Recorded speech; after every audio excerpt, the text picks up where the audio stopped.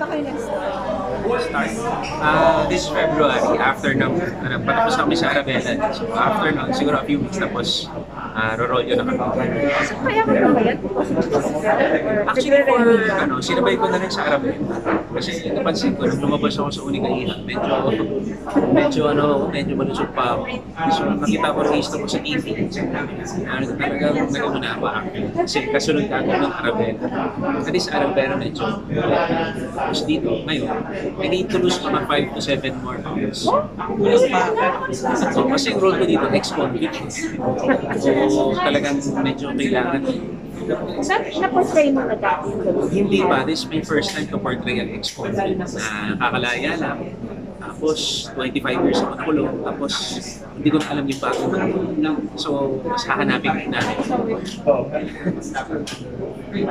Consi, anong preparation mo sa panliligaw kay Ate Guy? Sabi mo kanya nanligaw ka. Ang secret weapon ko si Direk Adolf.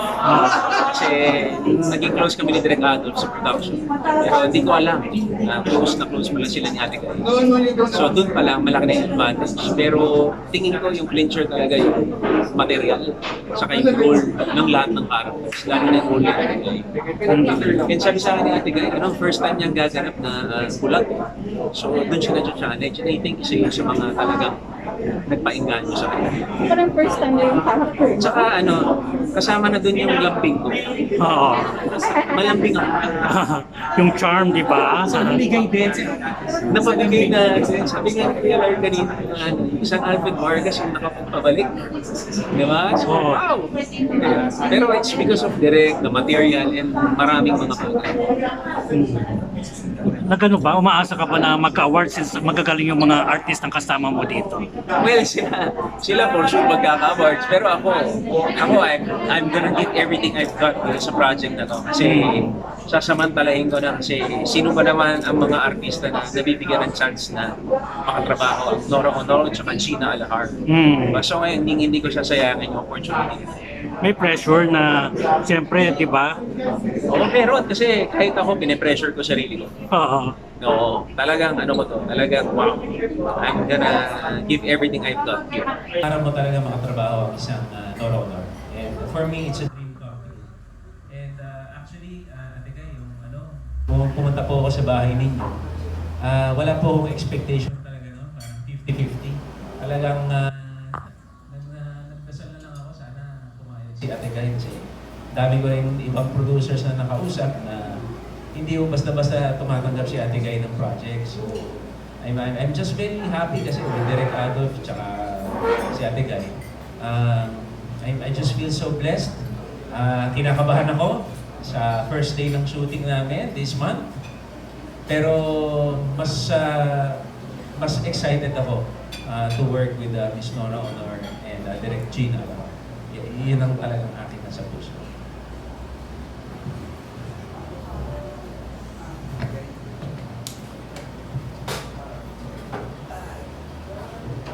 This one's for Gina and Abigail.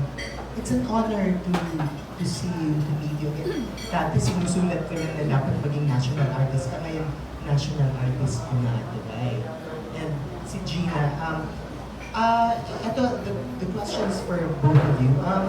Kasi you are considered two of the greatest actresses of Philippine cinema. Ano ang natututunan ninyo sa isa't isa bilang magagaling na artista?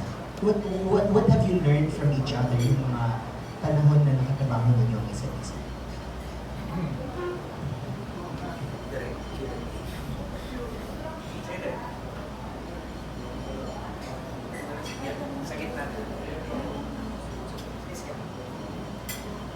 Ako, ang humility ni Guy, na, alam mo, kahit superstar siya, this is true, as I've observed, ano na lang, wag mo lang yung little brown girl, okay? Kasi sa little brown girl, yun ba yung Mare, yung matagal ako naghintay sa shooting.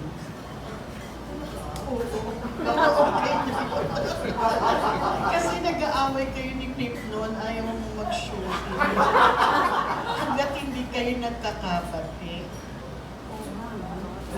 Huwag na yun. Kalimutan na. Huwag na natin bantayan. So, but through these years, ang nakita ko sa kanya, yung humility niya, dahil kahit na superstar na siya, hindi mo makikita sa kanya yung ere. She's still yung simple dadating siya sa set. She would greet everyone. And walang diva effect na, ang Nora Honor, you should like this and like that, yung ganito, ganyan. Kung meron man siyang gustong sabihin, kung meron man siyang hindi gusto sa nangyayari sa paligid, she will talk to you, then kayo lang mag-isa one-on-one. Hindi siya yung tao na highly dramatic na I'm like this, and ganyan. I deserve to be like this, ganito, ganyan. She's not like that. She's a very humble person.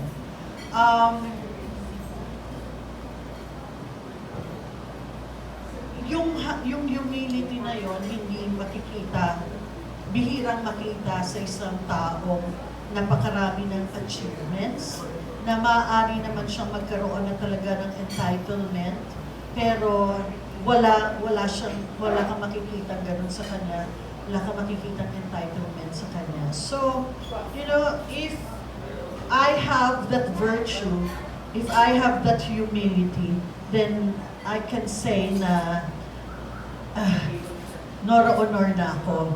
But sorry, wala ako ng ganong humility, kaya yun ang natututunan ko sa kanya. Yun ang natutunan ko sa kanya.